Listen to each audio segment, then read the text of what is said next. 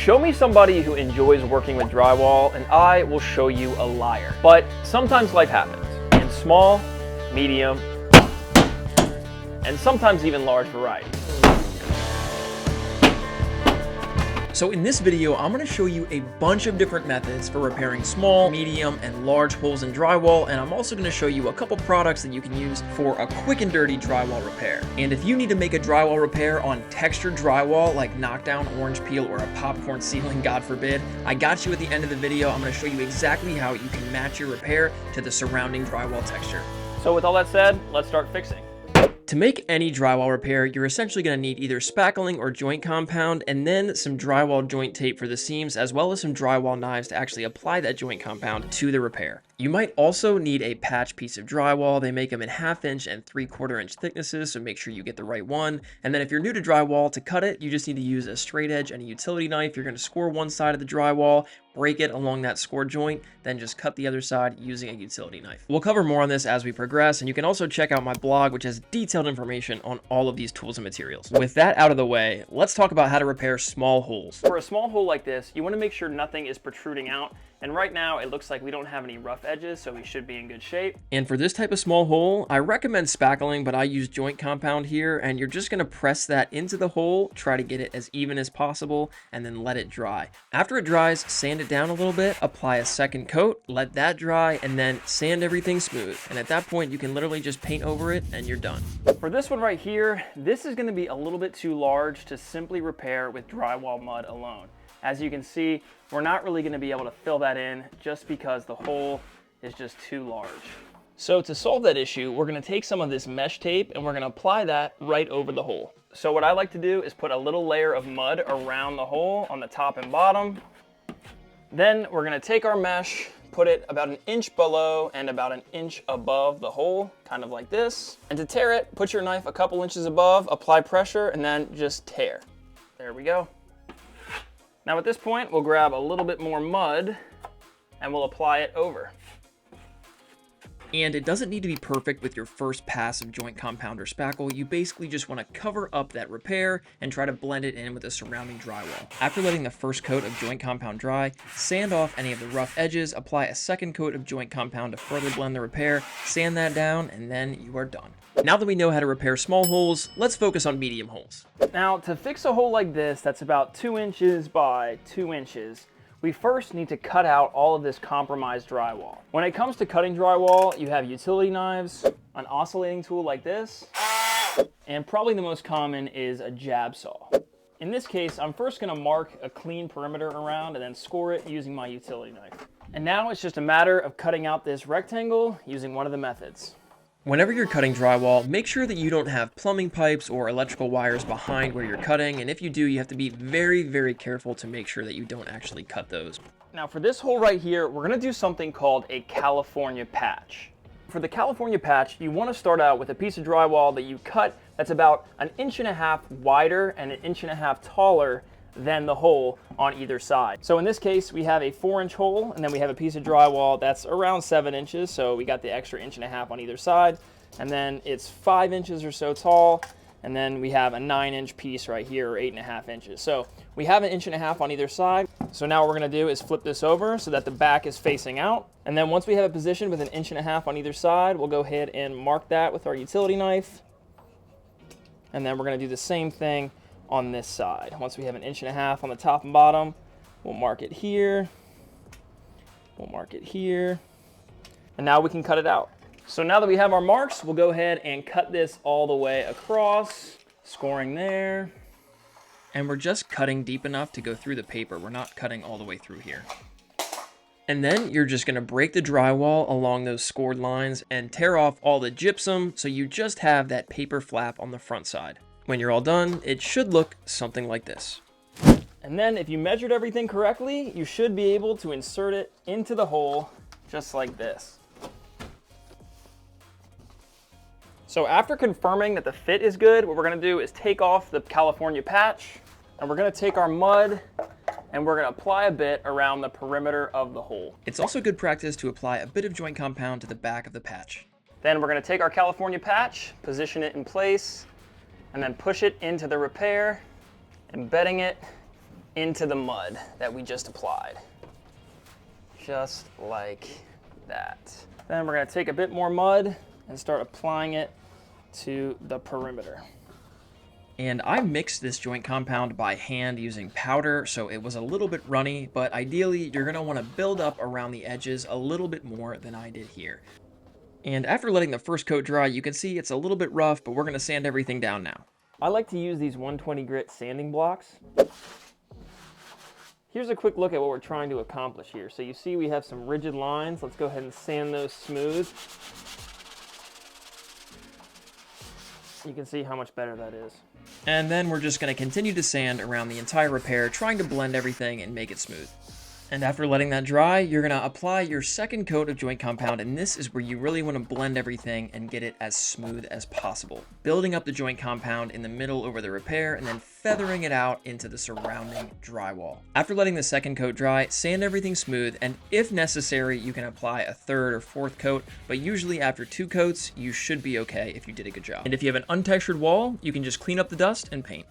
Now for a repair like this, it's a little bit larger. And as you can see here, using our stud finder, we have a stud that's located right here. But on the other side, we have nothing. So we're going to need to install a piece of blocking on this side so that we can secure our repair to it. Let's start by cutting a rectangle around this hole and exposing this wall stud. Be sure to cut a rectangle that's a couple inches larger than the hole in all directions. So at this point, we have our rectangle cut out. Our stud is going to be right here. Let's go ahead and cut it out and expose everything. If you have an oscillating tool, I find that cutting the drywall along the stud using that is the easiest. Then you can clean up the other cuts with a jab saw or a utility knife. There we go. So we're basically perfect, right? We have 3/4 of an inch here. The rest of the stud is on this side. And then we're going to have to install some blocking on this side. But on this side, we have the stud to secure it. Now, when it comes to installing the blocking and support on the other side, you can use anything really, just any spare piece of lumber. This is a spare piece of pine I have, but plywood also works pretty well. And all you're gonna do is go ahead and stick it in the hole and make sure that you have a little bit of overlap on the top and bottom, about 1.5 inches or 2 inches. Try to put it in the center so it doesn't split. And then what you're gonna do is just take a screw. I'm just using drywall screws here. And all you're gonna do is screw through the drywall and into that piece of blocking. Make sure the screw head is flush or a little bit indented within the drywall. Then you're gonna do the same thing on the bottom right here. And you can also put a couple in the side for good measure. And when you're screwing the blocking, make sure you apply back pressure with your other hand so it actually bites. Now that we have solid support on this side and then the stud on the other side, we can cut our piece of drywall to size and put it in place. Now you obviously have the ability to use a tape measure to measure the length and width of the hole, then you just transpose that measurement onto drywall, cut it out, and then position it in place. But my preference is just to take a piece of drywall that's a little bit larger, position it kind of within the hole. You can make a mark right here at the top, and then you can make another mark here at the bottom where it hits, and then at that point you can just connect these lines, and then at that point you'll know exactly where to cut it out. So just kind of a lazy way to avoid measuring. And after getting the measurements, cut your patch piece of drywall to size. And now that we got our piece cut to size, we'll go ahead and insert it in place. Doesn't have to be perfect, but you can see it fits pretty good. We have a little bit of a larger gap down here, but we'll fill that in. And now we're just gonna secure this to the piece of blocking on this side, and then to the wall stud on this side. And make sure that the screw heads are slightly recessed into the drywall. You don't want them sticking out. For this repair here, we're gonna use some self-adhesive mesh tape. We'll go ahead and overlap it by about 1 inch on either side. Make sure it's centered down the repair. And then because it is self-adhesive, it should stick to the drywall like that. Then you can use your putty knife, a utility knife, or this 5-in-1 tool and just kind of rip it there. We'll do that at the top, and then we'll do it again at the bottom right here. Going and pressing that in. And then with a little bit of overlap, we will go ahead and rip it. Now we'll do the same thing for the sides. I try not to overlap the tape because that just creates a larger mound that we're gonna have to put mud over. So I start it right below, right in the center, and then we'll run it down to right at the edge there, and then we will cut it. So again, on this side, we're not gonna overlap it. Try to center the tape in the middle of the crease. Go ahead and push it in place as best you can. and then apply pressure and tear. Now we just need to apply joint compound, and I'm mixing mine by hand using this powder, but I recommend pre-made mix. And for the mesh tape, it's the same process. We're just gonna grab our mud right here, mix it up, and then just apply it over the mesh tape. In the first coat, you just kind of want to fill up the mesh tape. You don't want to build it up too much. We're going to do all the cleanup as part of the subsequent coats. So this is far from perfect, but we'll let it dry and then clean everything up. Here's a look at the repair we made with mesh. Let's go ahead and sand this down slightly using our block. As you can see, we're definitely going to need to put a lot more mud on here to actually cover this up, but for the first layer, this is fine. Okay, that's ready for the second layer. And after sanding, you're going to apply the second coat of joint compound. You want to build up the repair in the middle and then feather it out on the side by applying more pressure on the left and less on the right, like in that example. After letting the second coat dry, give it the final sanding, and again, you can put a third coat if you want, if there's still some rough edges, but for demonstration purposes, we're done. Next, let's talk about some quick and dirty drywall repair patches. So this drywall repair patch right here comes with the spackle, the sandpaper, the patch itself, and the drywall knife, which is everything we need to repair this small hole. So the first thing we're gonna do is just clean up any of the rough edges, make sure that we don't have anything that's protruding out. Then we'll go ahead and take our spackle, get that opened up, grab a good bit of it just like this. And then you're just gonna apply that spackle to the back of the drywall patch and directly on the drywall all around the perimeter of the hole. Then we'll go ahead and position that in place. And then for this first application, you just wanna get full coverage on the entire patch with spackle. Try your best to smooth things out, but we're gonna let it dry and come back and clean everything up with the second coat of spackle. Here's a look after it's dried. Obviously, we could have built that up a little bit more, but we'll sand it down and then apply the second coat of the spackling over top. For the second coat, we'll be a bit more liberal with the spackling, trying to build up the repair in the middle and then feathering it out from the center to the drywall around the perimeter. I grabbed a bigger drywall knife here just because I had it handy, but you can use the one that comes with the kit. It'll just maybe take a little bit longer. And after letting the dry deck spackle go from pink to white, we know it's dry, so we can give it the final sanding, making sure that everything is smooth and we're well blended. But honestly, there was a lip at the top here, so I decided to apply one final coat of spackle to try to blend the area at the top a little bit better. Okay, I think that should do it. And after letting it dry, I did the final sanding to make everything smooth. Now for a drywall hole this size, I found this product that claims that all you need is paint and this product obviously to fix it. Let's try it out. First, we're gonna clean up the hole with a utility knife, making sure that nothing is sticking out. That should be fine. Next, we'll go ahead and open up this Eclipse patch. This is what it looks like. We're just gonna go ahead and peel off the backing paper. Then apparently all we have to do is position it so that it's centered within the hole. Then we'll push in the adhesive all the way around the side. Once the patch is on there, we're just supposed to paint over it, and then we'll let it dry before putting on subsequent coats. So the first coat of paint is on there. At this point, we're supposed to pull this tab right here.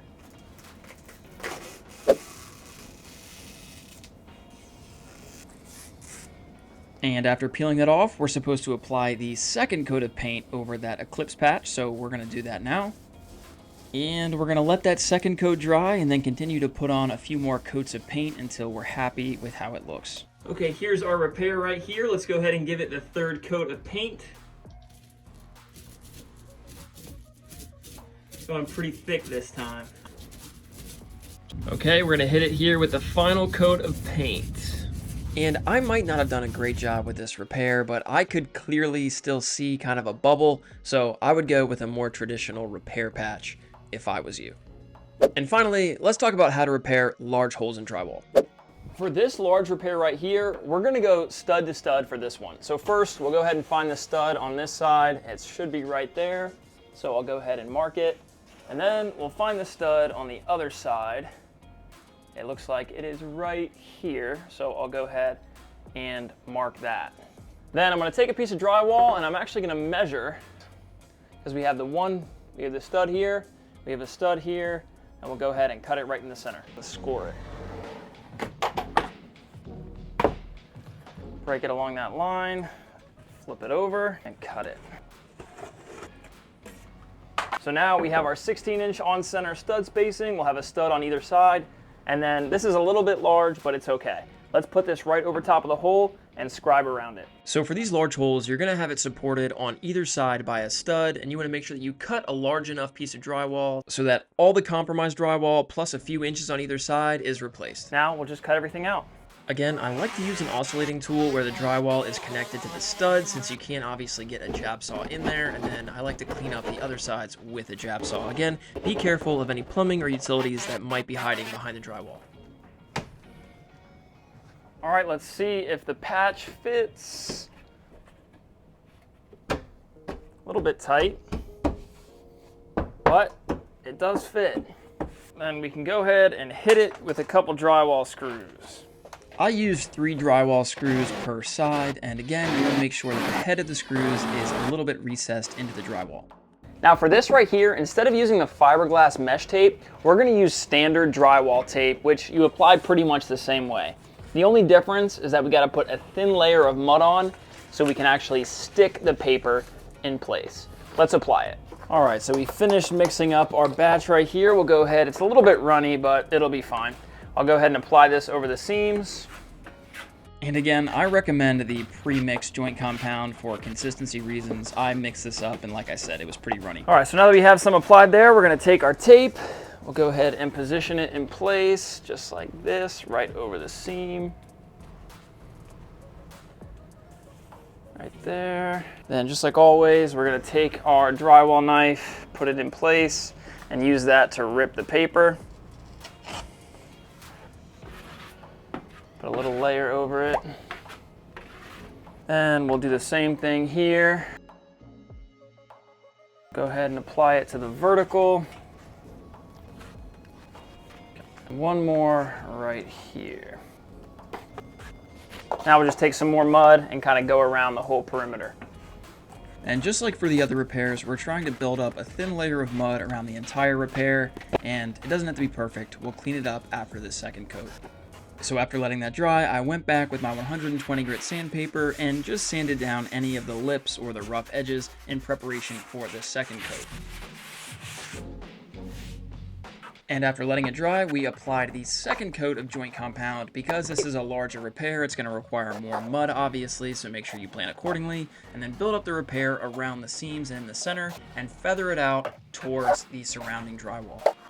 And after letting that dry, you're going to go back and sand down any ridges or rough edges. Also, around the perimeter, you're going to want to try to blend the repair into the surrounding drywall. Also, wear a respirator. You don't want to be breathing the drywall dust. So here's where we look with all our repairs. Overall, not too bad. And if you have an untextured wall, all you need to do is paint the repair to match the surrounding drywall paint. It's that simple. But if your walls have knockdown texture, orange peel texture, or popcorn texture, your untextured repair is going to stick out like a sore thumb. So to fix this, I recommend that you grab a drywall spray texture. They have them in various different textures to match whatever existing condition you might have. And then just follow the manufacturer's instructions. For this product, you're going to hold it 12 to 18 inches away, and you're going to spray until you get a density that matches the surrounding texture. That was the orange peel texture. Now let's simulate a popcorn ceiling repair. Here's a mock-up showing a repair with a surrounding popcorn texture. So again, we're going to take that spray texture, hold it around 12 inches away from the repair, and then try our best to match the surrounding texture. And now let's do the knockdown texture. This right here is an example of a repair with a knockdown texture on the side. This is not a great knockdown texture, but we're going to do our best to match it here. Just like the others, we're going to give it a quick spray. And then after giving it a couple minutes to set up, I'm going to take a putty knife and just knock down the texture. Nice and easy.